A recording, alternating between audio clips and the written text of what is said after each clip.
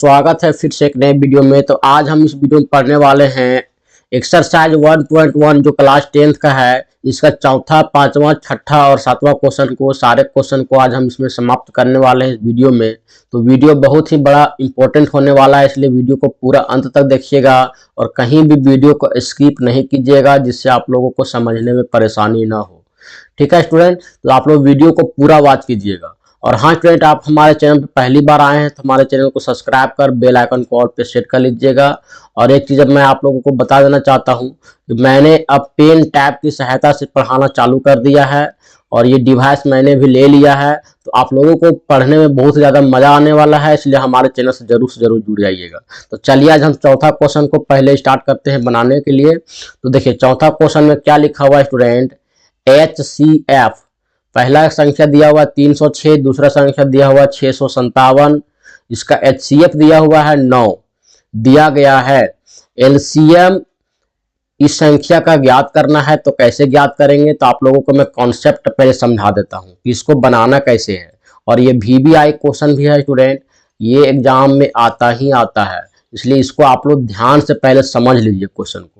तो पहला क्वेश्चन आप लोगों को मैं बता देता हूं कि पहला क्वेश्चन में आप लोगों ने सिद्ध किया था कि दो नंबर यदि दिया हुआ रहे तो first number and second number दोनों को गुना करने के बाद में HCF गुना LCM दोनों क्या होता था स्टूडेंट, बराबर होता था। आप लोगों को मैं ये चीज समझा चुका हूं, आप लोग पहला क्वेश्चन को जा करके फिर से देख लीजिएगा। तो फर्स्ट और सेकेंड नंबर को गुना करने के बाद में HCF और LCM क्या होगा, दोनों बराबर होगा गुना करने के बाद में। तो यहाँ पे LCM हम लोग को फाइंड करना है, तो LCM को हम लोग यहाँ पर रहने देंगे और ये गुना में है तो ये हमारा जाएगा तो भाग में हो जाएगा। तो यहाँ पे फॉर्मूला जो निकल करके आएगा फर्स्ट एंड सेकेंड नंबर बटा में हो जाएगा HCF of first and second number, ठीक है स्टूडेंट, और बराबर हो जाएगा LCM। ये हम लोगों का फॉर्मूला है और इसी फॉर्मूले से इस क्वेश्चन का आंसर बनने वाला है। तो सबसे पहले हम यहाँ पे हल कर लेते हैं और हल में हम लोगों को दिया क्या क्या गया है उसको पहले लिख लेते हैं। तो HCF दिया हुआ है, HCF हम लोगों को दिया गया है 9, तो यहाँ पे हम लिख देते हैं ब्रैकेट में दिया गया है। उसके बाद क्या दिया गया है स्टूडेंट, पहला संख्या जो फर्स्ट संख्या जो दिया हुआ है फर्स्ट नंबर, तो फर्स्ट नंबर हमारा कितना दिया हुआ है 306 और सेकेंड नंबर हमारा कितना दिया हुआ है 657। ये चीज हम लोगों को दिया गया है और कुछ नहीं दिया गया है। LCM हम लोगों को क्या करना है, फाइंड आउट करना है। तो हम यहां पे लिखेंगे प्रश्नानुसार क्या हो जाएगा स्टूडेंट। थोड़ा सा मेरा राइटिंग अभी खराब है पेन टैब में, क्योंकि मेरा हाथ अभी बैठा नहीं है, तो आप लोग थोड़ा सा कंप्रोमाइज जरूर कर लीजिएगा। तो यहाँ आप लोग को यहाँ पे फॉर्मूला लगाना है, चूंकि यहाँ लिखेंगे, चूंकि फॉर्मूला को थोड़ा सा अलग कलर में कर लेते हैं। तो यहाँ पे लिखेंगे LCM बराबर फर्स्ट नंबर गुना सेकेंड नंबर बटा HCF of first and second number का HCF यहाँ पे लिखना है। ये हम लोगों का फॉर्मूला है। तो इसी में हम लोग चलिए पुट करते हैं। तो पुट करेंगे सबसे पहले, तो LCM हम लोग यहाँ पे लिख लेंगे एज इट इज, इसी तरह उतार लेंगे। और फर्स्ट नंबर कितना दिया हुआ है 306, तो यहाँ पे हम लोग लिखते हैं 306 और सेकेंड नंबर कितना दिया हुआ है स्टूडेंट 657। ठीक है, आप लोगों को समझ में जरूर आ रहा होगा। और HCF हमारा कितना दिया हुआ है 9 दिया हुआ है। चलिए इसको हम लोग काटते हैं। तो देखिए यहाँ पे हम काटेंगे तो कितना बार में आएगा 9 का पावर, इसको हम लोग काटते हैं तो 9 सत्ते 63 होता है। यहाँ पे 64 65 2 जाएगा, तो यहाँ पे 2 जाएगा तो 27 बन जाएगा और 9 तिया का 27 होता है। कितना आया 73 आया। चलिए हम इसको क्या करते हैं, गुना कर लेते हैं। तो 306 गुना 7 3 73, इसको हम लोग गुना करते हैं, इधर रफ में करेंगे। ये सारे चीज हम लोग यहाँ पे रफ में करने वाले हैं, एग्जाम में आप इसी को सिर्फ लिखिएगा। तो यहाँ पे लिखेंगे 306 गुना 73 और 3 छक्का कितना होता है 18, 3 0 0 1 और 3 तिया 9, 7 छक 42, 7 0 0 का 4, यहाँ पे हो जाएगा 7 तिया 21। यहाँ पे आएगा 8 स्टूडेंट, यहाँ पे 3 आएगा, 9 4 13, 2 और यहाँ पे आएगा 2, 22,338।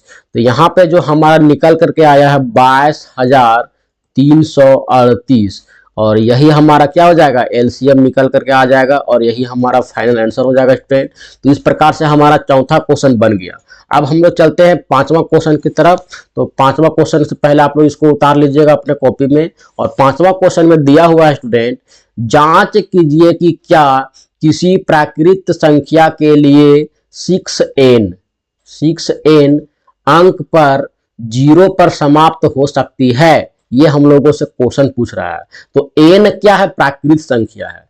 देखिए आप लोग यहाँ पे कॉन्सेप्ट पहले समझिए। प्राकृत संख्या कितना से शुरू होता है, 1 से अनंत तक, है ना स्टूडेंट। तो 6 के n के जगह पर 1, 6 का 2, 6 का पावर 3, 6 का पावर 4 इस प्रकार से रख सकते हैं। तो हम लोग क्या करेंगे, 1 2 को पहले चेक कर लेते हैं। तो चेक करेंगे तो 6 का कितना आएगा, 6 का अगर यदि हम अभाज्य गुणनखंड करते हैं तो अभाज्य गुणनखंड करने के बाद कितना आएगा, यहाँ पे आएगा 2 गुना 3। देखिए हम लोग आप लोग यहाँ पे करके दिखा देते हैं। 6 का करेंगे कितना आएगा, पहले कॉन्सेप्ट आप लोग समझ लीजिए। 2 गुना 3 आया और इसका जो अगर 2 बैठाते हैं तो 36 आता है। 36 का भी करके देख लेते हैं। तो 2 इकाई 2 और 2 अठे 16, 2 9 18, 3 तिया का 9। अगर यदि हम 36 का करते हैं कितना आता है स्टूडेंट, यहाँ पे आता है 2 गुना 2 गुना 3 गुना 3 ये आता है। तो इसमें हम लोगों को देखना क्या है, तो किसी भी संख्या को 0 पे एंड करने के लिए, 0 पर समाप्त होने के लिए क्या होना चाहिए, उसका जो प्राइम फैक्टर आएगा, अभाज्य गुणनखंड आएगा, उसमें 2 और 5 आना चाहिए। अगर यदि 2 और 5 आता है तभी हम उसको क्या करेंगे कि उसका जो है 0 पर वह संख्या समाप्त हो सकती है। जैसे यहां पे लिखा हुआ रहेगा 10, तो 10 को यदि हम करते हैं तो 2 5 10 होता है। 100 को हम लेते हैं, 100 में भी हमारा 2 5 आएगा। तो ये भी हमारा क्या है, इसका भी संख्या जो है प्राइम फैक्टर 2 और 5 आएगा, तो इसका भी संख्या 0 पर समाप्त होगा। ये चीज आप लोगों को क्लियर हो चुका है। तो चलिए इसको हम लोग सबसे पहले क्या करते हैं, मिटा लेते हैं। इसको नोट डाउन कर लीजिए अपना कॉपी में, ठीक है स्टूडेंट, इसको नोट डाउन कर लीजिएगा। चलिए इसको हम लोग यहाँ पे हटा देते हैं। तो इस प्रकार से होता है। तो यहाँ पे हम हल में लिखेंगे, हल में क्या लिखेंगे स्टूडेंट, हल में लिखेंगे दिया गया संख्या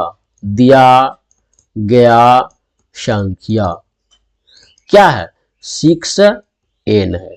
और यहाँ n के स्थान पर क्या दिया हुआ है, n बराबर प्राकृत संख्या,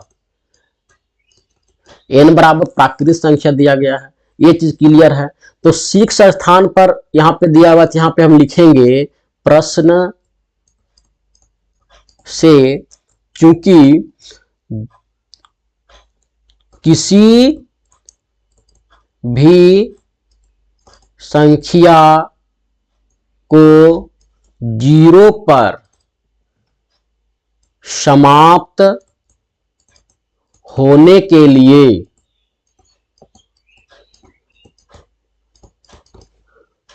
अभाज्य गुणनखंड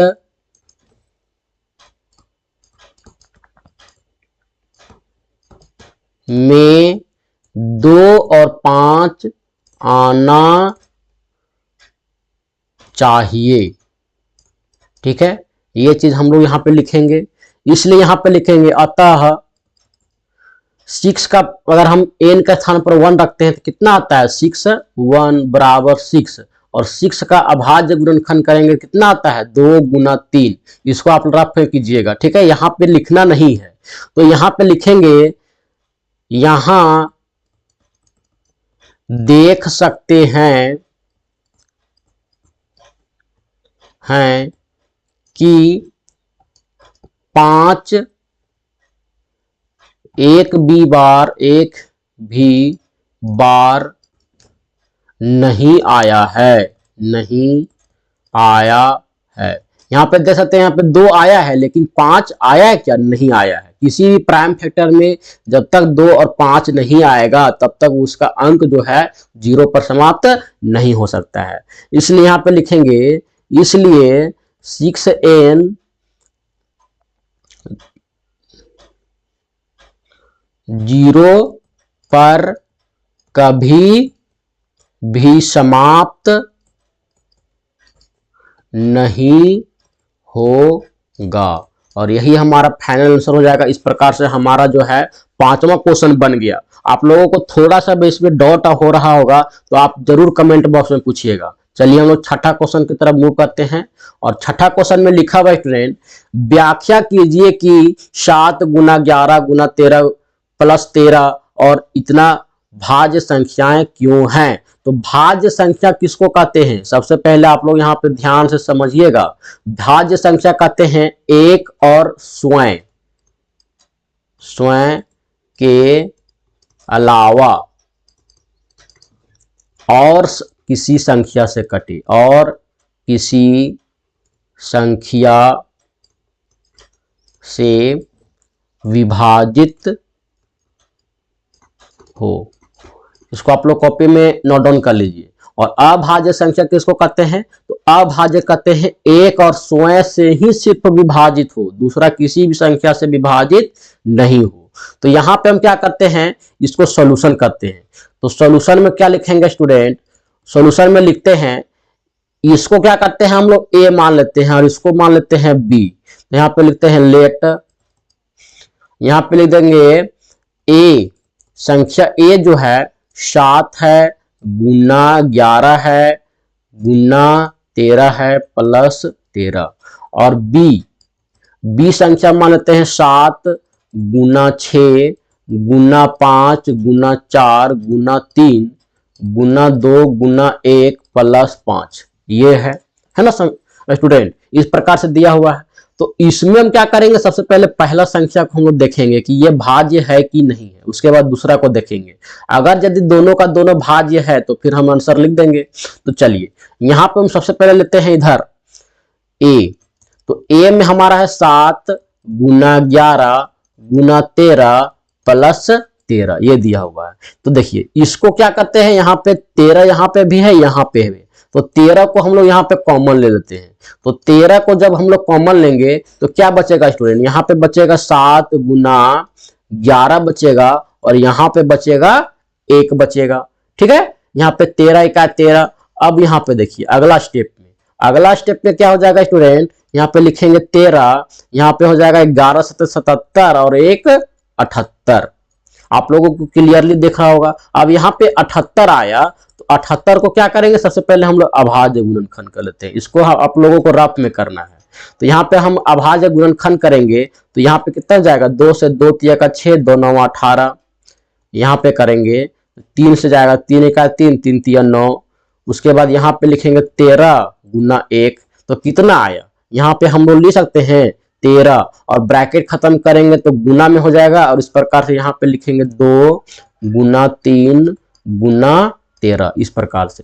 तो कभी भी इस प्रकार से जब भी आए तो अरेंज करके हम लोगों को लिखना पड़ता है। तो सबसे पहले छोटा लिखेंगे, तब बड़ा लिखेंगे, तब बड़ा लिखेंगे, तब फिर बड़ा लिखेंगे, इस प्रकार से।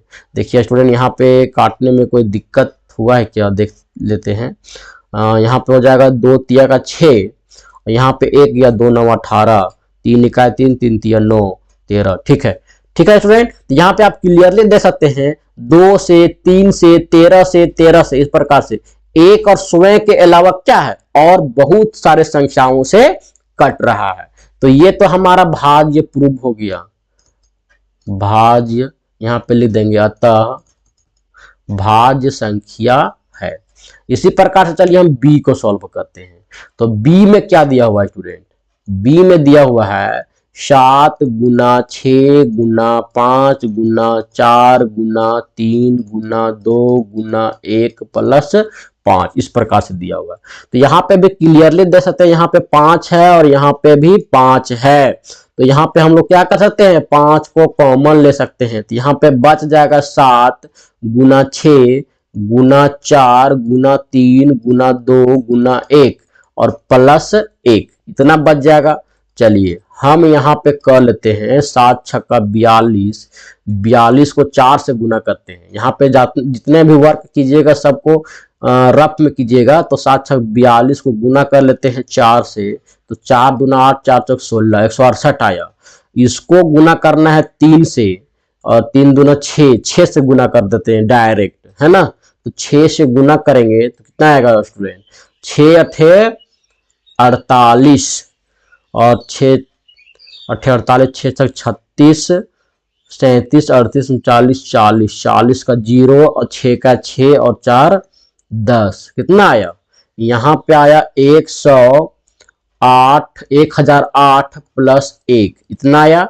चलिए हम इसको क्या करते हैं, जोड़ देते हैं, तो 1009 आया। तो 1009 को आप लोग जब गुणनखंड कीजिएगा तो क्या हो रहा है, सिंपली आप लोगों को यहाँ पे दिख रहा है, डायरेक्ट हम यहाँ पे लिख देते हैं। आप लोग चाहें तो इसको भी आप लोग यहाँ पे इस प्रकार से लिख सकते हैं, नहीं भी लिखिएगा चलेगा। तो आप लोगों को यहाँ पे भी क्लियरली दिख रहा है ना कि एक और स्वयं के अलावा भी बहुत सारे संख्या आ रहा है ना। तो इस प्रकार से आ रहा है, तो इसको हम लोग क्या करेंगे, इसको हम लोग यहाँ पे लिख सकते हैं, अतः यह भी भाज्य संख्या है ना। तो ये भी भाज्य संख्या है, तो यहां पे लिखेंगे, क्या लिख देंगे, यहां ए तथा बी दोनों भाज्य संख्याएं हैं, और यही क्या हो जाएगा स्टूडेंट, आंसर हो जाएगा। तो इस प्रकार से इतनी आसानी से छठा क्वेश्चन को ही बना लिए। आप लोगों को थोड़ा सा भी डाउट हो रहा है, जरूर से जरूर क्वेश्चन पूछिए हमारा कमेंट बॉक्स में, तभी आप लोगों को समझ में आएगा। अब चलिए हम 7वां क्वेश्चन पे मूव करते हैं, वो भी बहुत ही इंपॉर्टेंट क्वेश्चन और बहुत ही आसान क्वेश्चन है। तो देखिए स्टूडेंट, यहाँ पे क्वेश्चन को ध्यान से पढ़िए। लिखा हुआ है, किसी खेल के मैदान के चारों ओर एक वृत्ताकार पथ है। इस मैदान का एक चक्कर लगाने में सोनिया को 18 मिनट लगते हैं, जबकि इसी मैदान का एक चक्कर लगाने में रवि को 12 मिनट लगते हैं। मान लीजिए कि वो दोनों एक ही स्थान पर एक ही समय पर चलना प्रारंभ करते हैं और एक ही दिशा में चलते हैं, तो कितने समय बाद पुनः प्रारंभिक स्थान पर मिलेंगे। ये हम लोगों का क्वेश्चन दिया हुआ है। तो क्वेश्चन का सबसे पहले इसमें डायग्राम भी बनाना है स्टूडेंट। इसमें आप डायग्राम अगर यदि नहीं बनाते हैं तो आपका आंसर में जो है नंबर कट सकता है, इसलिए आप लोग यहाँ पे डायग्राम बनाइएगा। तो एक क्या करते हैं, वृत्ताकार मैदान बना लेते हैं, है ना स्टूडेंट। तो इस प्रकार से हम बना लेते हैं, और एक जगह पे हम लोग क्या करते हैं, एक ही जगह पे दो स्टूडेंट खड़ा है, सोनिया और रवि। तो यहाँ पे सोनिया प्लस रवि यहाँ पे खड़ा है, और यहां से क्या करता है, एक ही दिशा में चलना प्रारंभ करता है। बोल रहा है कि सोनिया 18 मिनट लेता है चलने में, एक चक्कर लगाने में, और रवि जो है 12 मिनट लेता है एक चक्कर लगाने में। तो दोनों को क्या है, टाइम डिलेशन अलग अलग लग रहा है। एक 18 मिनट लगा रहा है, मतलब कि एक धीरे धीरे चल रहा है, सोनिया धीरे धीरे चल रही है, और रवि जो है थोड़ा सा फास्ट चल रहा है। लेकिन फिर भी किसी चक्कर लगाने के बाद में एक जगह तो जरूर मिलेंगे, है ना, कितना भी धीरे धीरे चल रहा है। तो इसके लिए हम लोग यहाँ पे क्या करेंगे, ये डायग्राम हमारा हो गया, यहाँ पे लिख देंगे नीचे, चित्र खेल का मैदान, है ना। तो यहाँ पे लिखेंगे क्या, हल में लिखेंगे, यदि हम सोनिया तथा रवि द्वारा एक चक्कर लगाने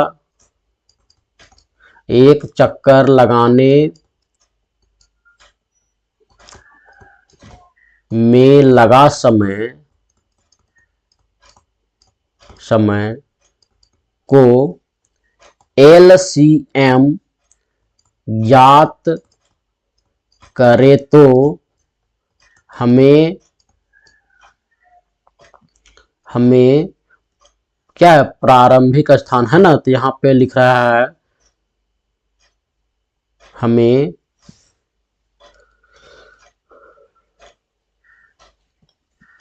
समय प्राप्त हो जाएगा।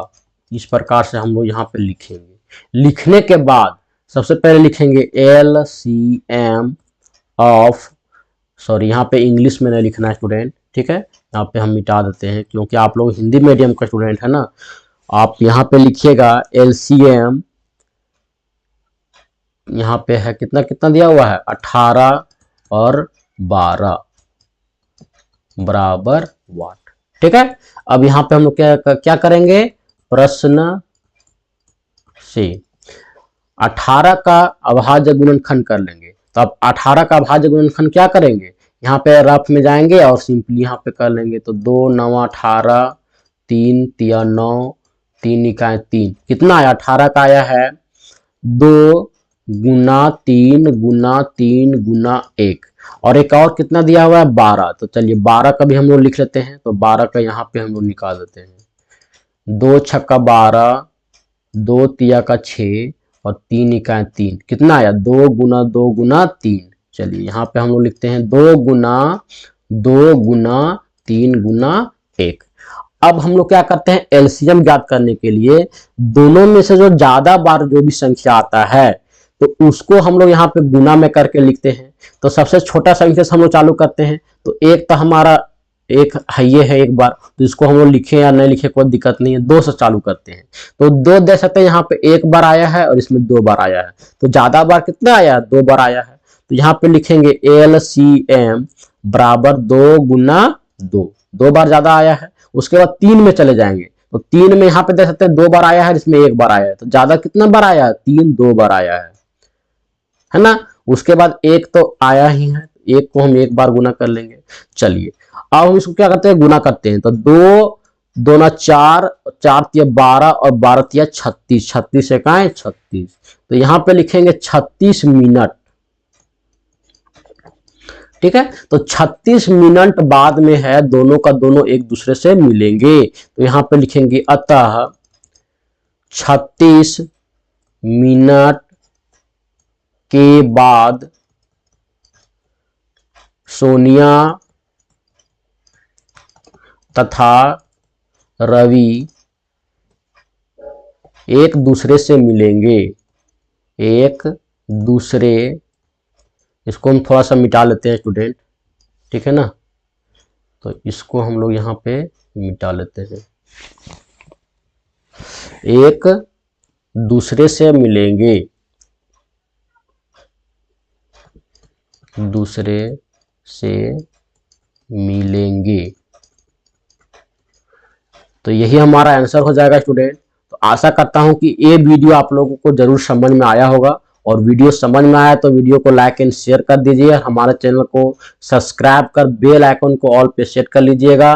तो आज के लिए इतने ही स्टूडेंट, धन्यवाद।